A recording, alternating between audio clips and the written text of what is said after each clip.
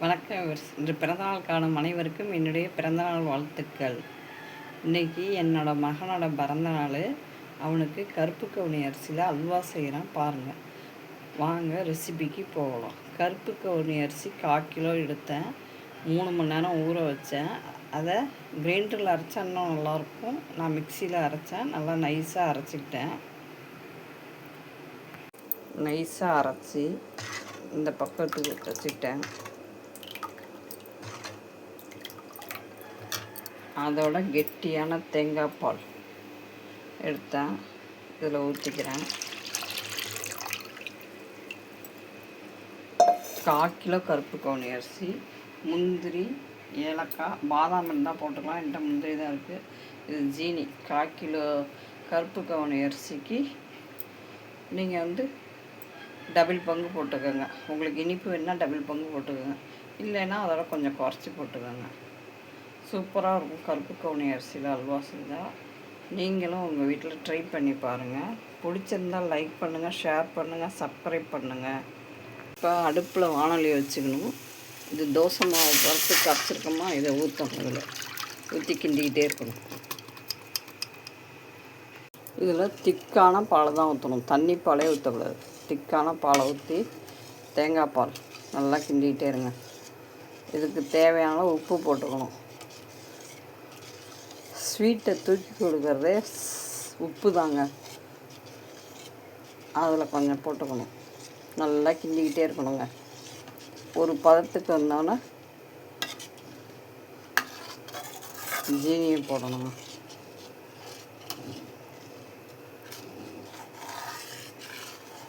கொஞ்சம் கெட்டியான ஜீனியை போடணும். ஜீனி போடணும். ஜீனி போட்டாச்சு. நல்லா கிண்டணும். நெய் எடுத்துக்கிட்டேன். ஜீனி கரைஞ்சி பப்புள்ஸாக இருக்குது பாருங்க. நல்லா கிண்டிக்கிட்டே இருக்கணும்.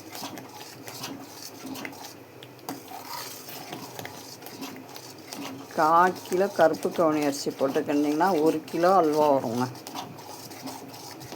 1.5 கிலோ அல்வா வரும். நல்லா சிம்மில் வச்சு கிண்டிகிட்டே இருங்க. இதுக்கு நெய் தான் நிறையா தேவையாகும். இல்லைன்னா அடி பிடிச்சிரும். கிரைண்டரில் அரைங்க. நல்லா நைஸாக அரைங்க. நல்லா மாவு பார்த்துக்கிறோம். மிக்சியில் கூட 1-2 மாவு வரும். இது 3 மணி நேரம் அரிசியை ஊற வச்சிடணும்.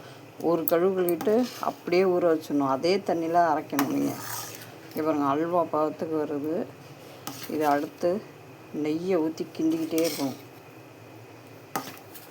நான் கேமரா கையில் பிடிச்சதுனால ஒத்த கையில் கிண்டிக்கிட்டு ஒத்த கையில் கேமரா எடுக்கிறேன். முந்திரியை வறுத்து போட்டுக்கலாம், அப்படியும் போட்டுக்கலாம். நெய் ஊற்றுறேன் பாருங்கள்.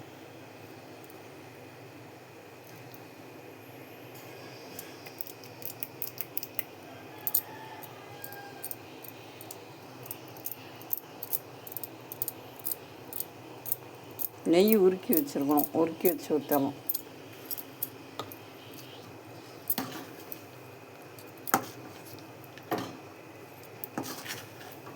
எந்த அளவுக்கு நெய் ஊற்றுறோமோ அந்த அளவுக்கு அல்வா சூப்பராக வரும்.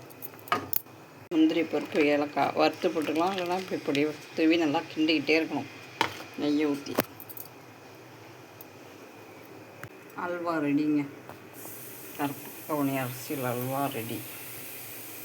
நீங்களும் உங்கள் வீட்டில் செஞ்சு குழந்தைங்களுக்கெல்லாம் கொடுங்க, நல்லது.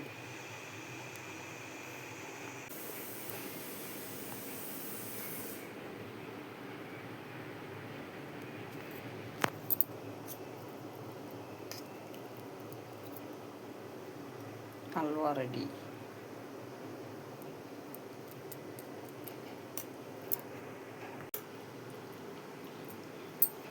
அல்வா செம டேஸ்ட்டுங்க. இங்கே பாருங்கள், அல்வா செம டேஸ்ட்டு. செம்ம சூப்பராக இருக்குங்க. அவ்வளோ உடம்புல இது சத்து, அவ்வளவும் உடம்புக்கு சத்து. கருப்பு கவுனி அரிசி அல்வா நீங்களும் செஞ்சு பாருங்கள். சூப்பர்.